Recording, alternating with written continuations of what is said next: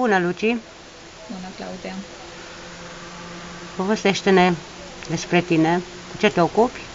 Sunt cadru medical la un spital de obstetrică ginecologie și am tangență cu foarte multe persoane, atât bebeluși cât și adulți. De când a apărut produsele SVOB, le folosesc cu plăcere. Am o părere foarte bună despre ele și sunt foarte mulțumită.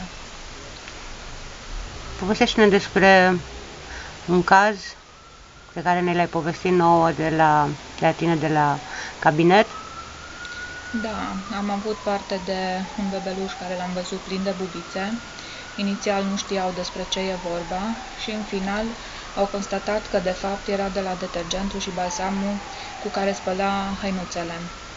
Era doar pe porțiunea de piele acoperită cu haine, era fetița ca și cu șosetuțe și mănuși lungi, fără pete. Deci partea descoperită nu avea bubițe, decât unde avea pantalonașii scurți, tricou, bluzițe, rochițe.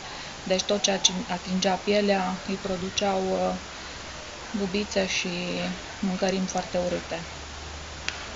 În final au acceptat, au cumpărat detergentul și balsamul și de atunci sunt foarte mulțumiți.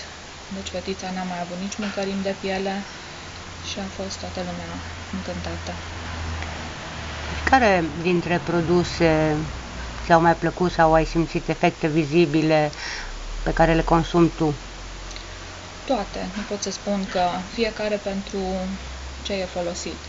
Deci detergentul cu balsamul pentru haine, atât cele albe cât și cele colorate se pretează foarte bine.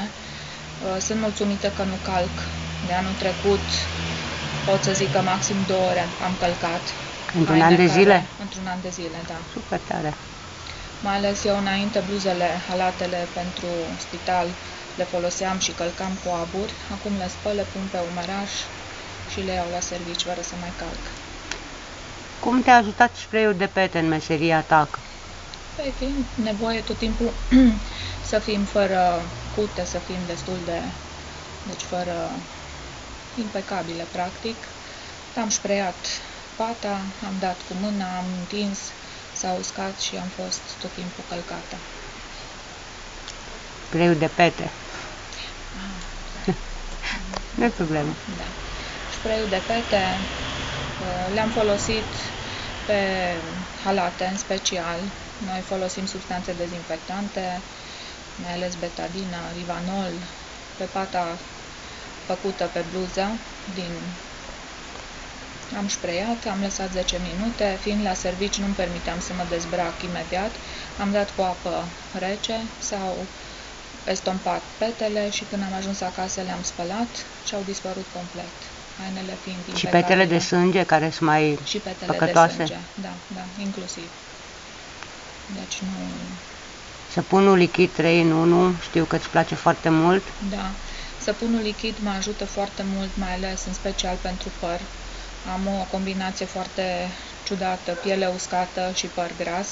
De obicei, ce mă spălam pentru păr îmi usca foarte tare pielea și invers ce foloseam pentru piele îmi dădea o grăsime în plus la păr. De când m-am spălat cu săpun, nu mă mai mănâncă nici scalpul, părul nu se mai unge așa de des și îmi place.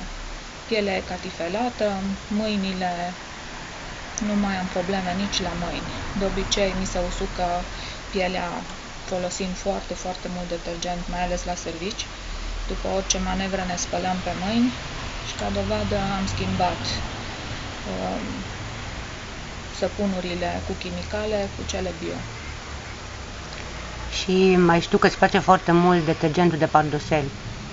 Da, detergentul de pardosea este foarte bun. Acasă am rosturi la gresie bej și tot timpul mă chinuiam cu tot felul de soluții. Veșnic eram cu genunchii cum frecam pardoseaua.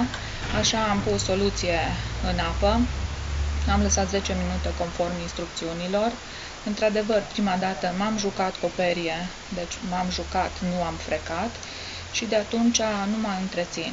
În sfârșit, rosturile se văd cum trebuie și îmi place foarte mult. Deci să înțelegem că produsele Zvov ne și protejează sănătatea și ne ușurează viața într-un fel. Da, într-adevăr. Mulțumim frumos!